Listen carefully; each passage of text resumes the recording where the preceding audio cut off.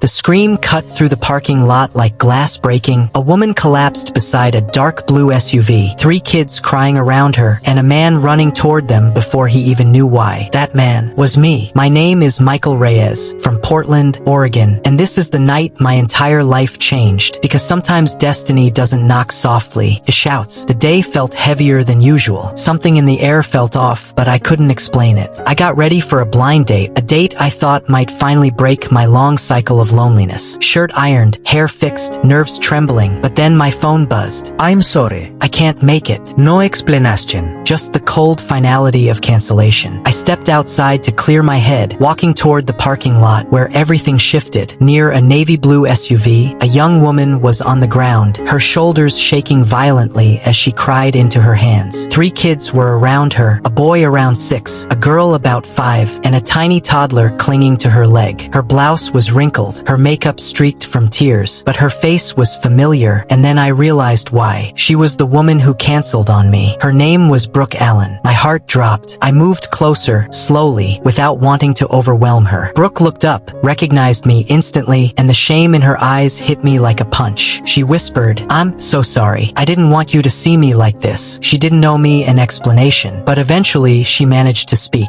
Her babysitter canceled last minute. She panicked. She didn't want to show up to a fancy restaurant with 3 kids, looking stressed and exhausted, so she canceled the date, then broke down in the parking lot trying to hold everything together. Then came the twist. Brooke explained that earlier that same day, her ex-husband, the man who abandoned them 3 years ago, suddenly sent her a message. "I want the kids back." No warning. No conversation. Just a threat that shattered her stability. She was terrified. Terrified of losing her children. Terrified of fighting a man who had resources she didn't. Terrified she wasn't strong enough anymore. That was the moment she collapsed beside the SUV. Her son, Caleb, handed me a toy car and said, "Mommy needs help." Her daughter, Nora, tugged my sleeve and whispered, "Please don't make her cry." And the little toddler, Levi, lifted his hands wanting me to carry him. Kids don't judge, they just feel. So I suggested we ditch the fancy restaurant and go to a warm, family-friendly diner nearby. Brooke hesitated, but when Caleb said, "Can we go, Mommy? Please," she wiped her tears and nodded. Inside the diner, everything softened. Warm bread, kids coloring, the soft hum of conversations, the weight slowly lifting from her shoulders. Brooke told me everything, her ex leaving her for someone else, her working 2 jobs and night classes, her being terrified every day she'd lose everything she built. She said, "I canceled because I didn't want to disappoint you. I didn't want to show up as a mess." I told her I admired her strength, not weakness, strength. I then shared my darkness too, losing my parents, feeling like my home had become an empty memory, how I longed for purpose again, laughter, responsibility, life. We weren't 2 broken people fixing each other. We were 2 lonely hearts learning how to breathe again. Hours passed like minutes. When we returned to the parking lot, Brooke buckled the kids into their seats. But before she shut the door, toddler Levi reached out and placed something in my hand, a tiny crayon drawing, 5 stick figures holding hands. Brooke looked embarrassed, but I folded the drawing and slipped it into my pocket. Like something sacred, she whispered, "I never expected kindness from someone, not on a night when I was falling apart." And I told her, "You've been strong for too long. Tonight, let someone else be strong for you." What grew between us wasn't fireworks or sudden romance. It was consistent, gentle, real. I helped with groceries. I watched Caleb's school project. Nora practiced ballet twirls just for me. Little Levi called me Mikey every time he saw me. One night, Brooke asked quietly, "Why are you here?" After everything, I told her the truth. Because love isn't about perfection. It's choosing someone even when life is messy. And your kids felt like home before I understood why. She leaned into me softly, and for the first time in years, she felt safe. And so did I. A canceled plan isn't rejection. Sometimes it's fate clearing the path for the people who will change your life forever. Love doesn't arrive when everything is perfect. It arrives when everything is falling apart and stays anyway. If the story touched your heart, don't forget to like, comment, share, and subscribe to Moralist so more meaningful stories can reach the people who truly need them.